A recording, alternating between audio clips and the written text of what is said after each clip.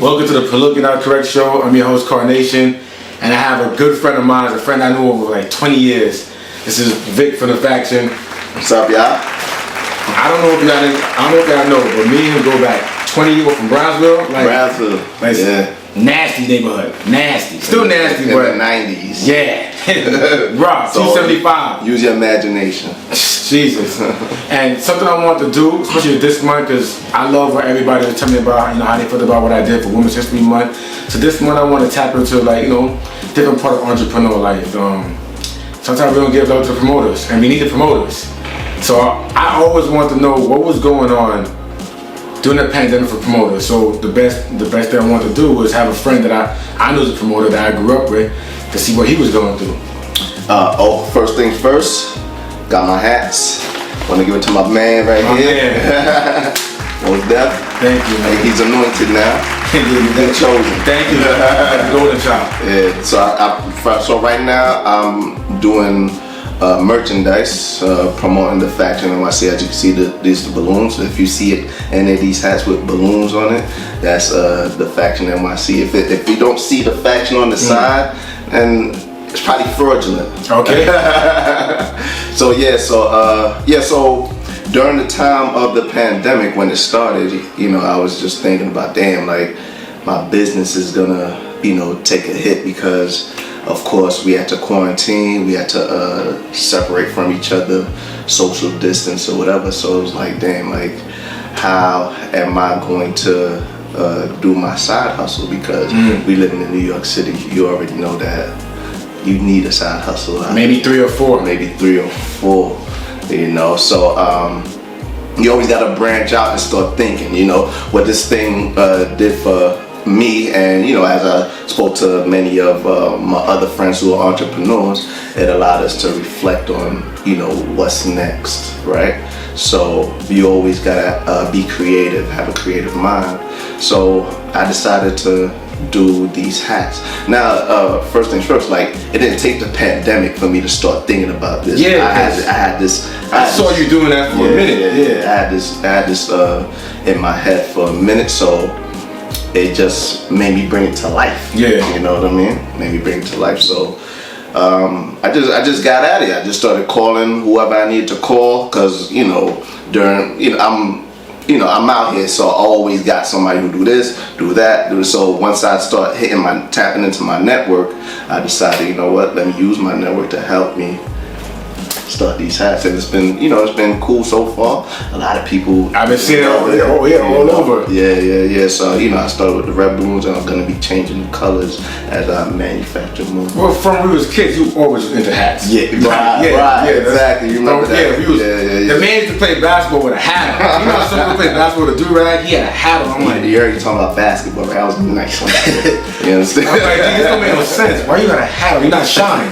And I think I was talking to somebody recently how I had every fitted hat in junior high school, and I'm thinking to myself, like, where the hell will I get the money to get all these hats? Because I'm like, my mom doesn't give me money like that. You don't understand. Kids nowadays, remember, their parents give them everything. We had to really take out the neighbor's garbage and stuff like that. And the neighbors will hit you off. Remember the whole saying, it takes a village to raise a child? That shit is true. I always say that. That shit is true. I always say that. If you get like $2, you stretch that $2 out for like a week. My God. See, remember back then, nowadays was really 10 cents. Right. That's how old we are. We're talking 5 nowadays was 10 cents. Yeah, it was that.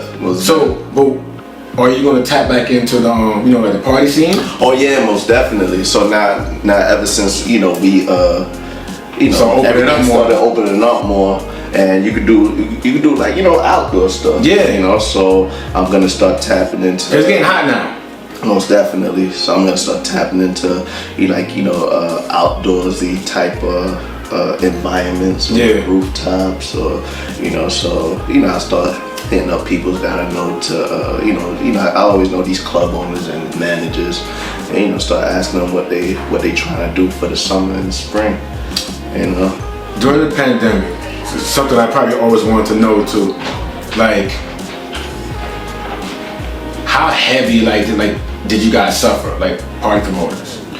Oh, Man, I saw some that just fell off the scene. Period. Yeah. There's some that just fill up the scene. But what I noticed is that some of my peoples, I hadn't gotten into it, but some of my peoples started going into the other states. Really open. Atlanta, Texas, and Miami. I ain't seen nobody. Texas. Yeah, Houston was live. Yeah, if you go to Texas right now, like. Well, it's been open. Yeah, like, bro. Atlanta, I feel like Georgia and Texas didn't. Yeah, I thought packed. baseball. It's packed. They got the whole stadium capacity. I'm like, whoa. Hey, like, and what? I'm there. Shit, I hate saying. I'm there at the stadium, and we only like 9,000 in there, like at the stadium. Yeah, man. So that makes you think, man. It's like, yo, you know, you got these conspiracy theories out here. Like, yo, is it real or not? Because how some people just rocking out, and then, you know, in some states, yeah. Like, only reason I'm saying it's real because I know people that die. Like, right. Yeah, I'm like, no, it's real. I see people die. Like, would you take that risk to go like out of town though? Cause you know us, you know, we from the old school. You ever heard of like, yo, this is my block shit, like, you know. Right. So I thought, like, when I see promoters doing that, I'm like, yo, is you taking a chance? Is it like hip hop? Because, you know, when you go to different states in hip hop, they got this whole thing check in. Yeah. You know, so it's like, yo, I never asked my homies that do it, but I know in the hip hop game, when you go into towns, you gotta check in with whoever. With the big homie. Because, and if you don't approve, shit. Because, you know, you got dudes out there who like, yo, like, y'all coming into my state, fucking my hoes, getting money in my state. That's so it's like, you gotta like, you know, motherfucker might be creeping on you, waiting for you to come out the club. Because the same way you people, I kept on saying, like, how these dudes in Georgia like that, like, they good down there like that? Like, you know, like, I know New York niggas don't care. Like, y'all good? Like, you know, people probably plugged up though. But me personally, that's what I want to know. I ain't rocking unless I'm rocking when I'm right. You know what I mean? So I don't know if I would get into doing that until I know that everything is, you know, right for me. You know, I don't think I'm that plugged up. I'd say I could get plugged up because I have acquaintances. Yeah. But I don't have homies. No. Stay where I could be like, yo, I'm coming. You ain't gotta explain it. Like, it's the same thing. Like, somebody one time was asking me like, yo, why don't you come down here to film? I'm like, if it's a gig, it's different. Yeah. But you want me to come down there? Nah, like, come on. The person wanted me to come out there and, like, it wasn't even like about a state. No, this was Delaware, but they wanted me to come out of Delaware. But I'm like, nah, I'm just not doing that. Like, I don't know who they're down there. Like, unless it's a gig, that's different. Yeah. But you want me to come down there and take somebody? Nah, I'm not doing that. And one thing about me, D, like, as I got older, I learned that I'm not doing anything if I feel any sort of inconvenience. You know what I mean? Like, if I feel that's gonna cause an inconvenience for me to do it, I'm not gonna rush it. When I was younger, I was like, fuck it, let's just go. My mother used to have go mode. She had this saying like, yo, when you young, you don't give a fuck. Yeah. But the older you get, she's always telling me like, once you get older, cause she's like, yo, Devon, when you get older, you're gonna start appreciating life more. Yeah. And I used to look at her like she's bugging. Nah, she wasn't bugging. And I'll tell you another thing. My cousin told me not too long ago, cause me and my cousin always have these deep conversations at times. And he told me, he was like, yo, as you're getting older in this stage of your life, you can't afford to make mistakes anymore. He said when you're younger, you could make mistakes and, you know, learn from it. But you're at a point in your life where like, yo, every move have to count now. You know, you can't make a move and be like, oh shit, I lost money or I lost this. Nah, he's like, yo, every move have to be calculated and it gotta make sense and it gotta count. My father went a step further. He even told me that with women. Oh yeah. He even told me that like, yo, when you get older, you can't just play like that. Like, you know, now you really gotta see like, okay, who's really there for me? Oh yeah, most definitely. And you sit there and you stay with that one and you build from that. Yeah, most definitely. And you know, with us, it takes us. I know we getting off topic, but it takes us to screw up a lot. You know, as men, we got to screw up to find out. You know what? I ain't doing that. Like, yeah. Speaking of getting off topic, we getting off topic with having these conversations because I think this is my first time seeing you since like 2019. Yeah, 2019. Yeah, so we just catching up naturally. Yeah, like 2019 shit. Like I remember when I was asking him to do the show. He's like, yo, tell me I'm gonna go in the Bronx. I said, nah, I don't want to go to the Bronx. And I live there, like, you know what I mean. So I told him like, I don't want to go there. Word. Like, yo, what is it with us Brooklyn dudes? Like, we don't like the Bronx. But we hear the Bronx. Not that we don't like it, we don't want to be there. Yeah. I don't know what it is. Ever since I was younger, I used to, meet different friends. I used to have these like youth jobs, and I would meet at these youth jobs. I would meet friends that's from the Bronx, and as a teen, and they like, yo. Like, keep in mind, we from Brownsville. Like, I mean, like, we're not like from like Bensonhurst. We're from Brownsville, where it's nasty. Yeah. So you like, oh, you scared to go to Bronx? But I know with me, but the Bronx is almost like, I was in a tournament PAL one time. Yeah. And he, I forgot our coach in BRC. He made us go to like a part in the Bronx to play ball. Same thing. I played a tournament in the Bronx too. And it fucked me up. I'm not gonna lie. I was like, nah, you're not supposed to behave like this. Yeah, like, you know what I mean? yeah. Like, nah, I'm not coming back here. My whole thing is how far it was. That was my thing. That's what it is. Like, yo, we was on that 2 train for about 2 hours. Yeah. And we got a race that was Gun Hill Road. I'm out of here. Even like back in the day, like if you meet a lady from the Bronx and she, you kind of bagging her and you ask her where she from, and once she says she's from the Bronx, you not calling her. It's like damn near no matter how good she look, you like nah. Remember damn, we gonna show our age. Remember Members Directory on AOL? Yeah. With the chat room. So you like talk to them. You're like, she got a nice face. She look nice. You're like, where you from? No. Yeah, you stop. No, I'm not even able to reply back to the message. Yeah. So, but I'm good to see you in good health. Oh yeah, seriously, you too, man. I'm good to see you in good health. How far are you gonna try to bring the faction? Well, I was gonna say sky's the limit, but for me it's no limit. Right. Because when I look at people that I look at as models, entrepreneurs, a lot of people would say at first they didn't know that they were gonna be able to be this big. Like I saw a recent interview with Jay-Z. Jay-Z didn't know he was gonna be this big. He said at the time all he wanted was a record deal. He would have never thought that he would become this big mogul. Like all he was looking for was a record deal. Yeah. But as you take milestones, you start to open up, you start to gain knowledge, and as you get further and further within your journey, everything starts to open up. So right now, as we speak, we're going into I got in from promoting, now branched off to these hats, and I'm gonna tap into a lot more other things, but just making sure that it's me. Yeah. It's a representation of me. I'm not gonna go out of my lane. I'm staying in my lane. So things like, like you said, since middle school, junior high school and high school, I used to always rock hats. So guess what?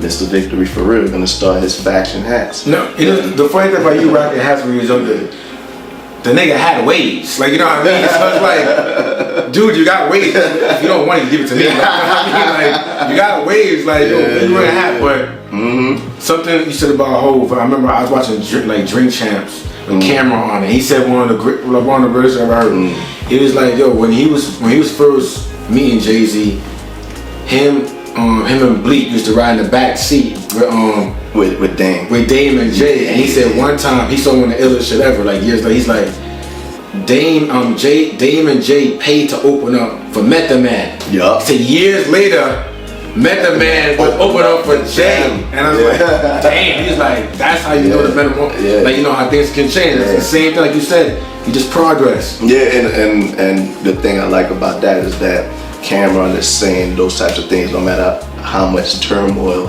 him and Jay-Z had. They had a lot of friction, but the one thing that remained is that respect. That respect. Remember, he always said, listen, the nigga always signed off. Remember, he said, even when I was beefing with him, he had to sign off. He had to sign that He shit. said he always signed off.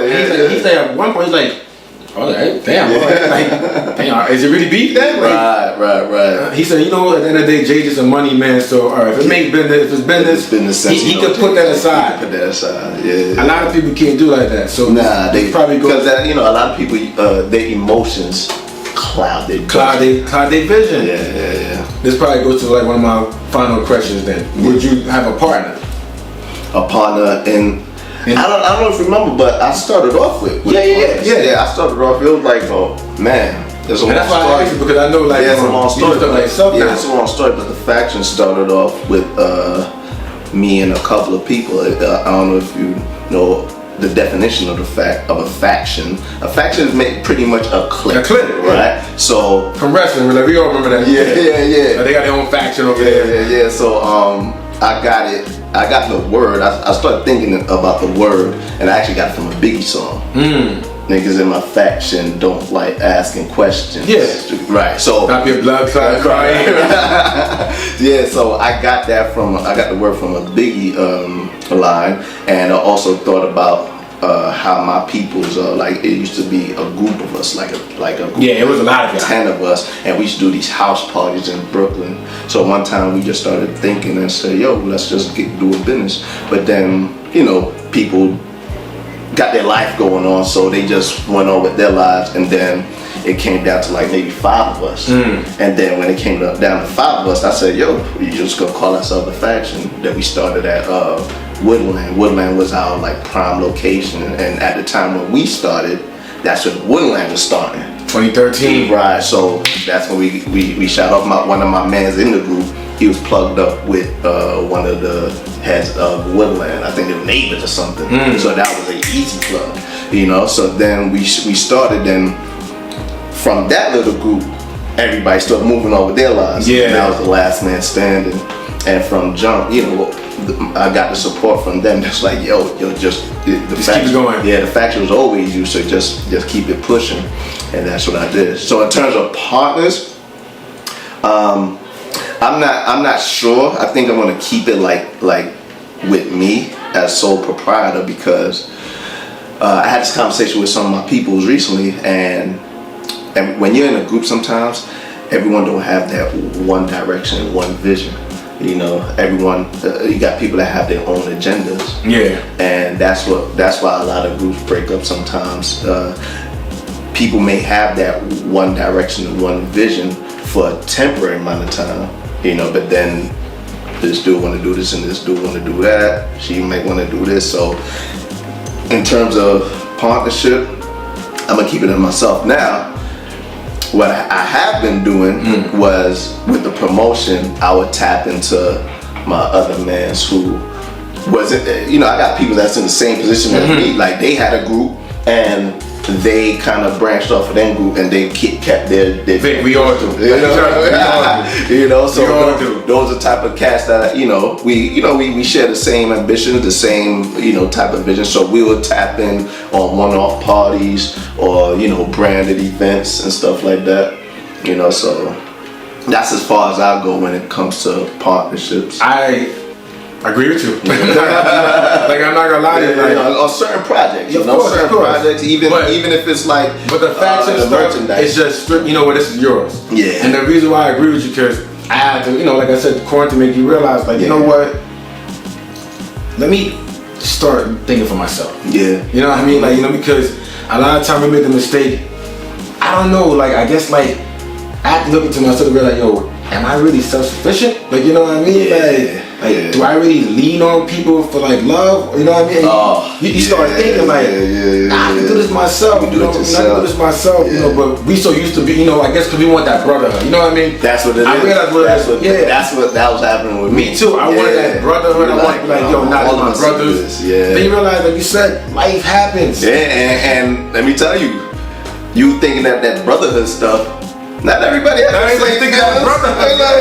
You think I'm your brother, but I ain't fucking with you like that. Like, people don't have the mutual feelings. And then when it happens, you hurt. Like, you kind of catch feelings. Yeah. But then after you realize that you don't want. My bad about that. I'm a sports fanatic. I don't know. So when you when you realize that, you know, you don't just break things off with people, but you know, you just keep them at a certain distance, yeah, or, you know, place them in a certain box, and then you continue a certain relationship. But you tend to realize the relationship that I thought you and I had, we just don't have it to the same level that I figured we could take things with.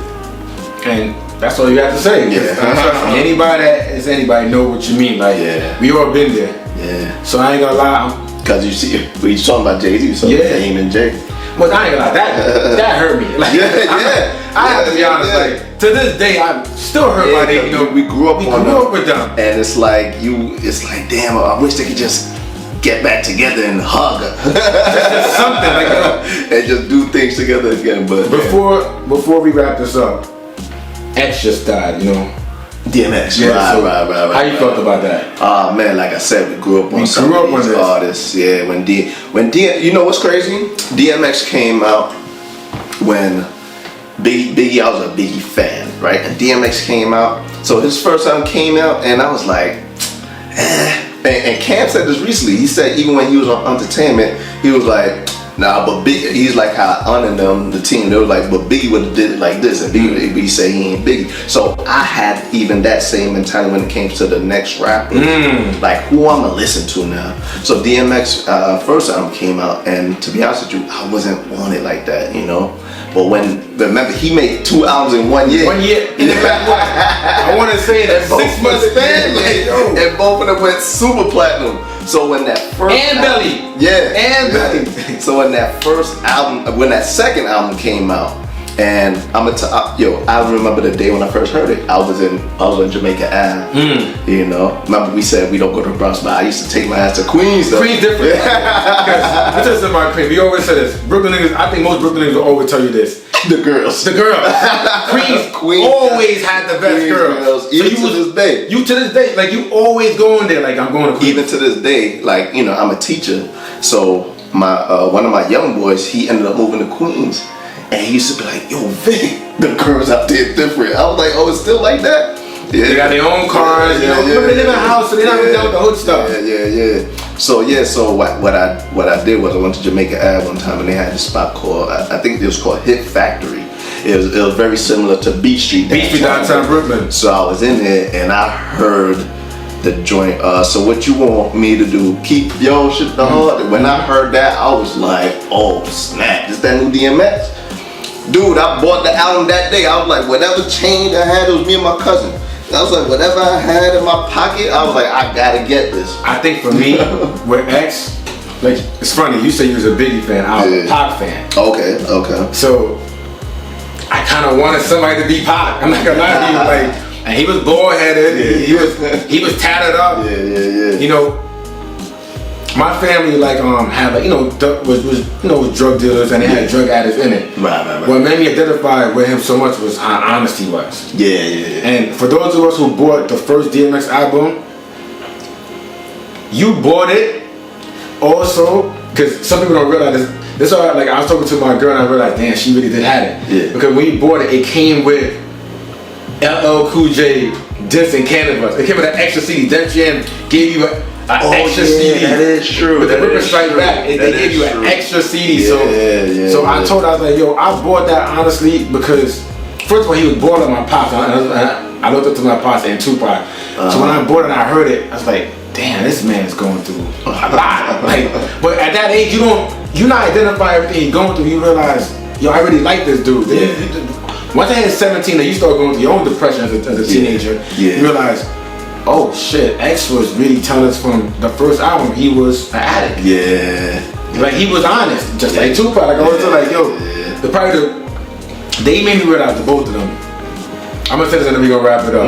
They made me realize that you can still be masculine and still be vulnerable at the same time. Most definitely. Those two were like, cause you can't tell me those ain't the top 10 of the most gangster rappers of all time. Tupac and DMX. Types of things. And they probably the most emotional and vulnerable rappers you ever think about. The types of things that they said in their raps and the types of things that they did in real life. You know what I mean? Yeah, like he was honest from the get-go. Like, this is what it is. The man cried on stage. Right. No one dissed him. Right. Because you already knew he was hard. Right. Yeah. Right. That's just him. Yeah. You know what it is? We didn't have, us black men didn't take, we wasn't appreciative about counseling. Right.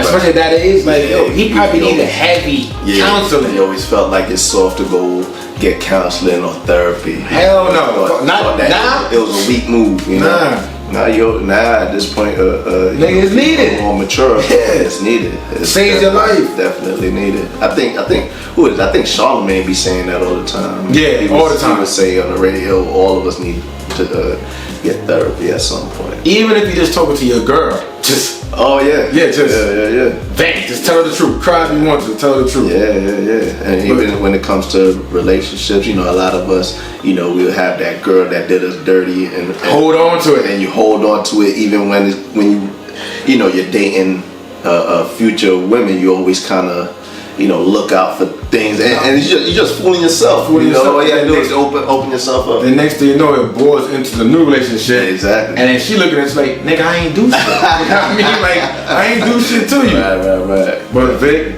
I'm happy. Like, I can't tell how much I'm happy to see you progressing. Yeah, most definitely. I'm happy for, because this is going to be a clothing line. I don't care what you're talking. Yeah. I'm happy to see your brand progressing. Yeah. And my man, thank you for everything, man. All day, you know, I have to come through. Another 20 more years of friendship. Most definitely. I'm Carnation, and this is Vic, Faction NYC. It's a political not correct.